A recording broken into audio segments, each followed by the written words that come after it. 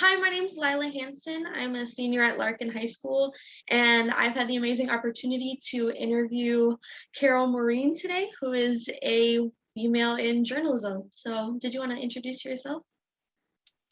Well, that was pretty comprehensive introduction. I've been a long-time reporter, anchor, network correspondent, and currently a faculty member at DePaul University, helping to run a center for journalism integrity and excellence. Perfect. Such an amazing career and opportunity for young reporters. But I just wanted to get this started by saying you've had such a successful career. How did you first become a reporter, get into the journalism field?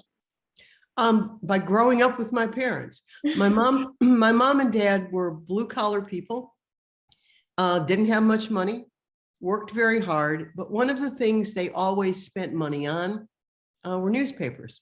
And when I was a kid growing up in Chicago and in the suburbs, there were 4 newspapers every day: the American, the Tribune, the Sun-Times, Chicago Today, and then there was the, I'm trying to think what my dad bought another one, I can't remember it now, but so our house was littered with newspapers.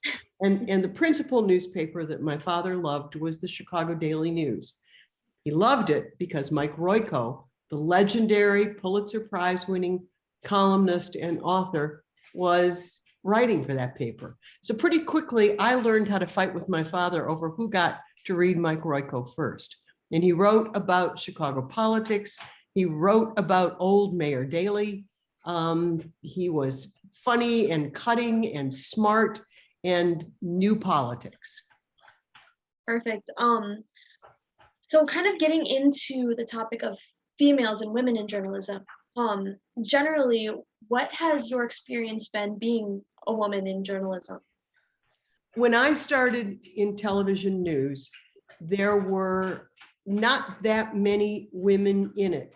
Far more, however, than like 2 decades earlier. The real pathfinders for women in television news included Barbara Walters and Aline Saranen from NBC News, women who really paved the way, broke the ground, and gave us the kind of support that helped me, a generation following them, to begin to do news. But in the beginning, I started doing a talk show in Knoxville, Tennessee at the CBS affiliate.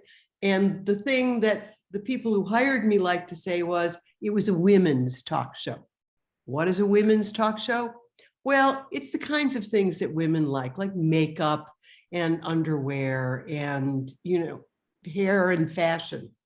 Well, I wasn't going to do that. So my talk show, one of the first times I brought on the Ku Klux Klan in full battle gear and asked them about how they could exist in a modern society with that kind of racist ideology. So pretty soon my management said, she's not really fit for a women's talk show. Let's send her up to the newsroom. And I went willingly. And then I developed a prison beat because I was very interested in prisons. Well, they didn't want to send a woman into the state prisons, but it helped pave the way. And anybody who saw me doing reporting knew that I had to be a pretty serious person if I wanted to cover the prisons. So it's a progression, it's a progression. And as I was lucky enough to progress, society was also progressing. Mm-hmm. That's incredible. Did you kind of at the start, it sounds like you were kind of a trailblazer into these new types of journalism for females specifically. Did you receive any backlash at the start of your career? Sure. Because people had certain expectations about, like my news director who said, I can't possibly send you to the Tennessee State Prison. Well, of course he could. Or an executive saying, we don't want women doing that. You need a strong male anchor. The woman is kind of the second, softer side. So over the years, there were some battles to be fought, and I fought them, but I wasn't alone, And there were men in my world who also believed in women, so it wasn't universal discrimination by any means.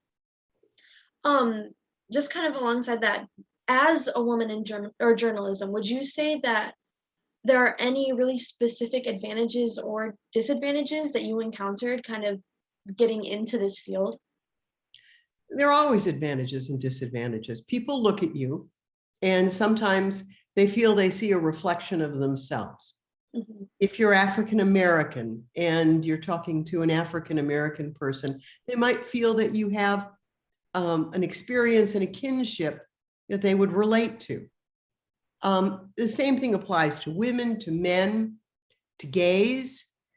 So sometimes people will identify with you because they feel that you are like them. Mhm. But conversely, there are people who aren't going to talk to you because they have their own prejudices. So it comes and goes. There are some advantages, there are some disadvantages. Definitely. In today's kind of modern, the field of journalism in general, do you feel that women as a whole receive equal coverage or as men? When you say coverage, you mean the stories that we report on? Do we report on as many women as men? Yes. Both, Yeah. do you feel that we report on as many women as men, and do you feel that women are getting equal opportunity to share their work as men kind of in the field as well? So in terms of the people who are the subject of our stories, I do, but what I also recognize is that we don't necessarily assume, even now, that if you're going to contact the CEO of a company, that you might look for that woman who's running company A versus that man who's running company B.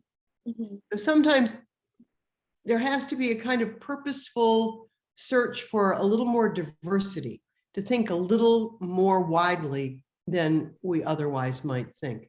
When it comes to opportunities for women in this profession, it's gotten an awful lot better. However, there are still many, many, many more men running it than women.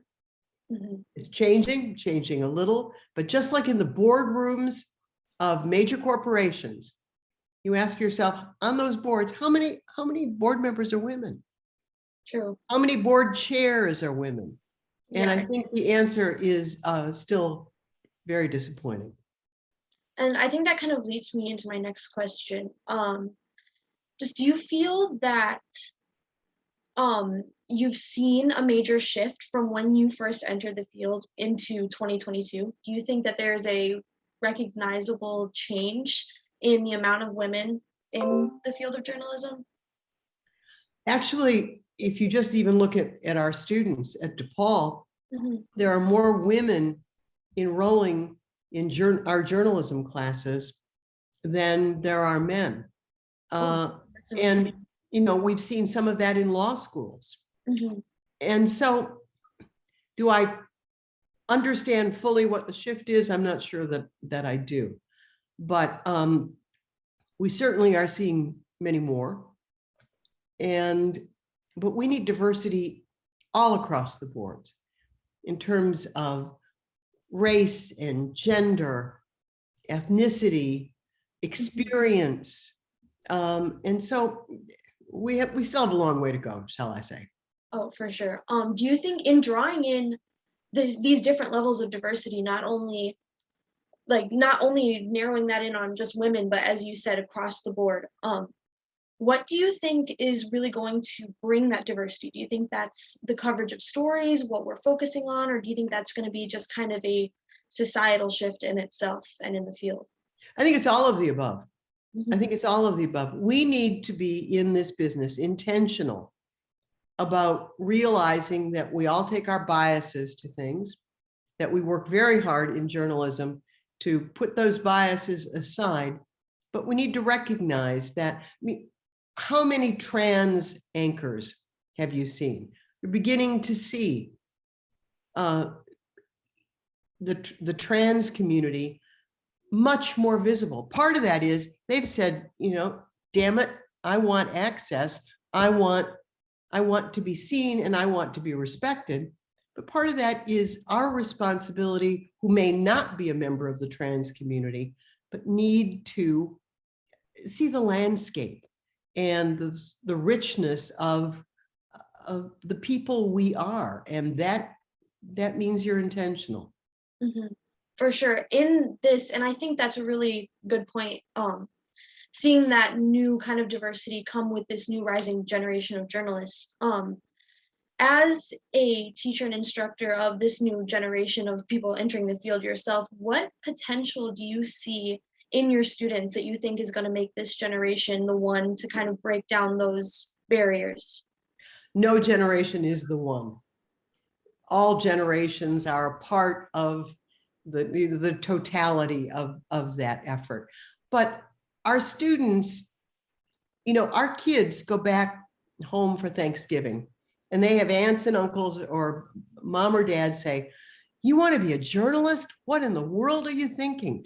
Nobody likes you. Everybody thinks you do fake news. You don't get paid very much in the beginning. Are you nuts? And the great thing is that our students say, no, I'm not nuts. It is an exciting, stimulating, meaningful thing to do. And I can attest at the very opposite end of their age group that this has been the best job I've ever had. And it has taught me something every day. Some days not taught me very cheerful things, but I've learned every day. I've loved it every day. And I think our students pick up on some of what that means to tell someone something they otherwise might not know. It's thrilling. That's amazing that your students have such an experienced and passionate person that they can look up to. And then I think the final thing that I want to ask is, do you have any advice, or what piece of advice can you give to people who might be interested or want to but are scared to go into this field? Because it's such a thrilling and scary field to go into. It's so necessary. But what advice can you give to someone who is interested in following kind of in your footsteps? Well, Lila, I'm looking right at you and saying, you might be a really good candidate for this, as someone who is so smart, so well-spoken, so thoughtful.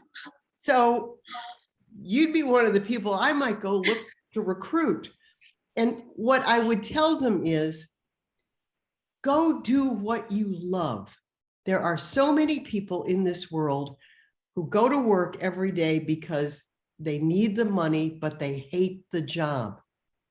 100%. The great good fortune that I've had, and many friends of mine have had, is I was lucky enough to be able to earn a good living and love what I do. And so my job now is to pass it on to your generation. And I want you to think a little bit about journalism before you make your final college decisions. Thank you. That's crazy. I actually I want to go into, sorry, this is kind of off topic, but that's all right. I want to know. Yeah. I actually looked at DePaul. I've been on a few campus tours there and I've looked there. I think my prospective majors, I want to go into psychology, at least for a major, and then minor in political science. I never really considered journalism. I'm a super huge English person. I was an English major. Yeah, I was an English teacher. I'm a huge English person. I love writing. And so maybe you're making my case for me, hon. Yeah. And here's what I would say, and then I'll stop this pitch because this is your life we're talking about, not mine. One of the things we often tell journalism students is major in something else, double major, poli-sci and journalism, for instance, or English and journalism. But the thing about English you'll have people say, that's not a very good technical skill. You need to be an electrical engineer. That's ridiculous. You have to be able to talk. You have to be able to think. You have to be able to 100%. write. And Oh, people 100%. across all professions, doctors, lawyers, whatever, they need to have a command of the language. And if you have a command of the language, you can impress the people that you're Oh, talking for to, sure. that you know something, that you Mhm. know something. So, Miss Lila, I want you to think about this. I definitely will. Yeah, like I said, it wasn't really on my radar, I don't think, because I was thinking more like I said, psychology, but I just got out of a gov course, like a government course at my Mhm. school. And I think my interest in politics kind of just exploded. And I think that's more the path I'm thinking now. And Knowing about government is so important. I mean, it's a great underpinning for journalism. Mhm, Government is terribly important in our lives, in every part of our lives. 100%. And if you decide you want to look at DePaul some more, you just call me up. I definitely will. Because like I said, I went on a college visit. It's a beautiful campus. Yeah, you guys have such good programs. And oh my gosh, it would be so cool to be able to work with you. So that would be amazing. So yeah, I definitely will. Well, you have time to think, and you think about it. But in the meantime, you did a really good interview. Oh, thank you so much. Thank you. Thank you again so much. It's been an honor to talk to someone that's been so influential in the field. But yeah, it's just been so inspiring to talk to someone who's been such a trailblazer in a field that was, how you said, so predominantly man or male, with male journalists. So yeah, thank you again so much. I hope this inspires other people to get in the field, get out there, and talk about some things that maybe society doesn't want to talk about, because that's so important. So yeah, thank you so much again. This has been an honor. Totally my pleasure. Totally my pleasure. You Thank you. take care. Thanks, you as well.